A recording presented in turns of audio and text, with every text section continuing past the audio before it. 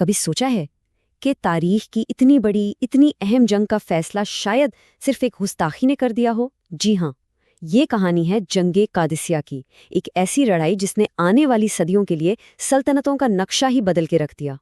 یہ سوال صدیوں سے لوگوں کو، بڑے بڑے ہسٹورینز کو حیران کرتا آیا ہے کہ آخر 30,000 صحرائی جنگجوؤں نے 1.5 لاکھ کی سپر پاور فوج کو ہرایا کیسے دیا؟ تو چلیں آج اسی بات کو سمجھتے ہیں، اس ناممکن سی لگنے والی جیت کے پیچھے کی حیران کن داستان کو دیکھتے ہیں۔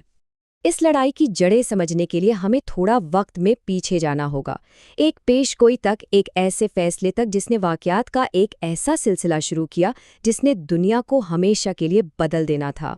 تکبر کا ایک لمحہ۔ فارس کے بادشاہ خسرو نے پیغمبر اسلام حضرت محمد صلی اللہ علیہ وآلہ وسلم کا بھیجا ہوا خط پھاڑ دیا۔ یہ ایک ایسی بے حرمتی تھی جس کے نتائج کا اس وقت کسی نے سوچا بھی نہیں تھا۔ اور پھر ایسا لگا جیسے پیشگوئی سچ ہو رہی ہو، کیونکہ ایک زمانے کی عظیم فارسی سلطنت اندر سے ہی ٹوٹنے لگی تھی۔ اندرونی اختلافات، تخت نشینی کے جھگڑے اور تباہ کن وباؤں نے اس کی بنیادیں ہلا دی تھیں۔ اب جیسے جیسے نئی اسلامی ریاست پھیلنا شروع ہوئی، دو پرانے دشمن، رومن اور فارسی سلطنتیں، انہیں اپنے سامنے ایک مشترکہ خطرہ نظر آنے لگا، اور پھر انہوں نے وہ کیا جو کچھ سال پہلے تک سوچا بھی نہیں جا سکتا تھا۔ انہوں نے اپنے اختلافات بھلا کر ایک ہونے کا فیصلہ کیا۔ یہ واقعی ایک تاریخی لمحہ تھا۔ صدیوں سے رومن اور فارسی ایک دوسرے کے خون کے پیاسے تھے، لیکن اب ایک نئے خطرے کو دیکھتے ہوئے وہ سب کچھ بھلا کر ایک ہو گئے۔ فارسیوں نے اپنے سب سے بہترین جنرل رستم کی لیڈرشپ میں 1.5 لاکھ لوگوں کی ایک بہت ہی بڑی فوج جمع کر لی۔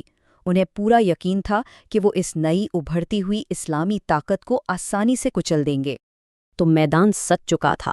ایک طرف فارس کی عظیم سلطنت اپنی لامحدود فوج اور صدیوں کی جنگجو روایات کے ساتھ، اور دوسری طرف مسلمانوں کی ایک چھوٹی سی لیکن پررزم فوج جس کی قیادت ایک ایسا شخص کر رہا تھا جو جلد ہی تاریخ رقم کرنے والا تھا۔ مسلم فوج کی قیادت کے لیے جسے چنا گیا وہ تھے سعد ابن ابی وقاص۔ کئی جنگوں کا تجربہ رکھتے تھے، پیغمبر اسلام کے قریبی ساتھی تھے، اپنے تقوی اور اسٹریٹجک ذہن کے لیے مشہور تھے، لیکن وہ ایک محتاط کمانڈر بھی تھے جو ضرورت پڑنے پر رسک لینے سے نہیں ڈرتے تھے۔ لیکن جنگ سے پہلے سعد نے اسلامی روایت کے مطابق دشمن کو 3 آپشنز دیے: اسلام قبول کر لو، جزیہ ادا کرو، یا پھر تلوار کے لیے تیار ہو جاؤ۔ یہ صرف ایک دھمکی نہیں تھی، بلکہ اس عقیدے کی نشانی تھی کہ دشمن کو خون خرابے سے بچنے کا ایک موقع ضرور ملنا چاہیے۔ فارسی بادشاہ نے اس کے جواب میں انتہائی حقارت کے ساتھ مسلمان قاصدوں کو مٹی کی ایک ٹوکری دے کر واپس بھیج دیا، لیکن جس سے اس نے اپنی طرف سے ذلت سمجھا، مسلمانوں نے اسے اللہ کی طرف سے ایک اشارہ سمجھا کہ وہ جلد ہی اس زمین کے مالک بننے والے ہیں۔ اور پھر وہ دن آ گیا۔ قادسیہ کے میدان میں 2 عظیم فوجیں آمنے سامنے تھیں، ایک ایسی جنگ لڑنے کے لیے جس نے سلطنتوں کی قسمت کا فیصلہ کرنا تھا۔ 4 لمبے دنوں تک دنیا کی قسمت داؤ پر لگی رہی۔ جنگ کے پہلے ہی دن فارسیوں نے اپنا سب سے بڑا پتہ پھینکا، 33 جنگجو ہاتھیوں کا ایک دستہ، ایسے پہاڑ جیسے جانور جنہیں عرب گھوڑوں نے پہلے کبھی دیکھا ہی نہیں تھا۔ انہیں دیکھتے ہی مسلمانوں کی صفوں میں ایک خوف کی لہر دوڑ گئی۔ پاس کے قلعے سے مسلمان کمانڈر سعد نے خوف سے دیکھا کہ ان کی کیولری میں افراتفری پھیل رہی ہے۔ وہ جانتے تھے کہ اگر انہوں نے فوراً کچھ نہ کیا تو جنگ شروع ہونے سے پہلے ہی ہاتھ سے نکل جائے گی۔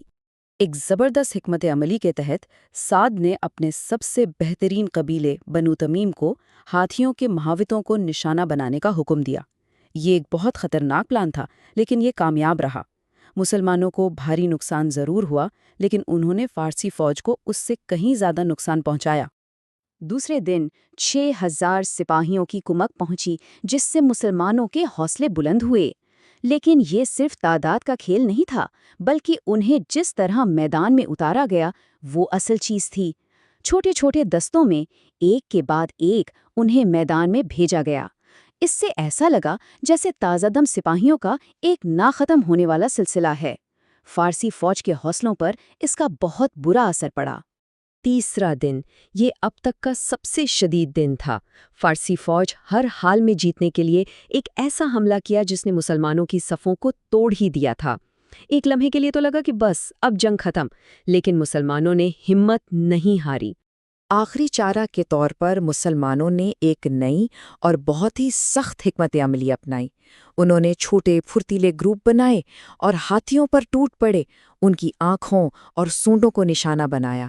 منظر بہت ہی خونی اور افراتفری والا تھا، لیکن یہ کام کر گیا۔ ہاتھی اندھے اور تکلیف میں مڑے اور بھاگے، اور بھاگتے ہوئے اپنے ہی سپاہیوں کو رونتے چلے گئے۔ 3 دن کی شدید لڑائی کے بعد جنگ قادسیہ ایک ایسی جگہ پہنچ چکی تھی جہاں کوئی جیت نہیں رہا تھا، لیکن چوتھے اور آخری دن ایک اکیلے جرت مندانہ پلان نے تاریخ کا رخ ہمیشہ کے لیے بدل دیا۔ اچانک ایک زبردست ریت کا طوفان میدان جنگ پر چھا گیا، جس نے ہر چیز کو گھنی دھول میں چھپا دیا۔ ہوشیار مسلمان کمانڈر قعقاع ابن عمرو نے اس میں ایک موقع دیکھا۔ وہ جانتے تھے کہ جنگ جیتنے کا اب ایک ہی طریقہ ہے، سانپ کا سر کچلنا ہوگا۔ طوفان کی آڑ میں مسلمان کمانڈوز کا ایک چھوٹا سا گروپ دشمن کی صفوں کے پیچھے گھس گیا اور رستم کے خیمے تک جا پہنچا۔ فارسی جنرل، جو بالکل بے خبر تھا، اس نے بھاگنے کی کوشش کی، لیکن بہت دیر ہو چکی تھی۔ وہ مارا گیا اور اس کی موت کے ساتھ ہی فارسی سلطنت کی قسمت پر مہر لگ گئی۔ رستم کی موت کی خبر فارسی فوج میں جنگل کی آگ کی طرح پھیل گئی۔ بغیر کسی لیڈر کے اور ٹوٹے ہوئے حوصلوں کے ساتھ ایک زمانے کی طاقتور فوج بکھر گئی۔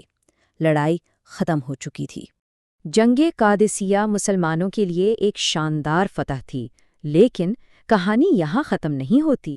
جنگ کے بعد عاجزی کا ایک سادہ سا واقعہ ان اقدار کی یاد دلاتا ہے جنہوں نے مسلم فوج کو جیت دلائی تھی۔ جنگ قادسیہ تاریخ کا ایک ایسا موڑ تھی جہاں پرانی دنیا نے نئی دنیا کو راستہ دیا، لیکن یہ اس بات کی بھی یاد دہانی تھی کہ سب سے بڑی فتح کے بھی کچھ ایسے نتائج ہو سکتے ہیں جن کے بارے میں سوچا نہیں جاتا۔ اور قادسیہ کے میدان میں بوئے گئے اس بیج نے آنے والے سالوں میں ایک ایسے المیے کو جنم دیا جس کا کسی نے تصور بھی نہیں کیا تھا۔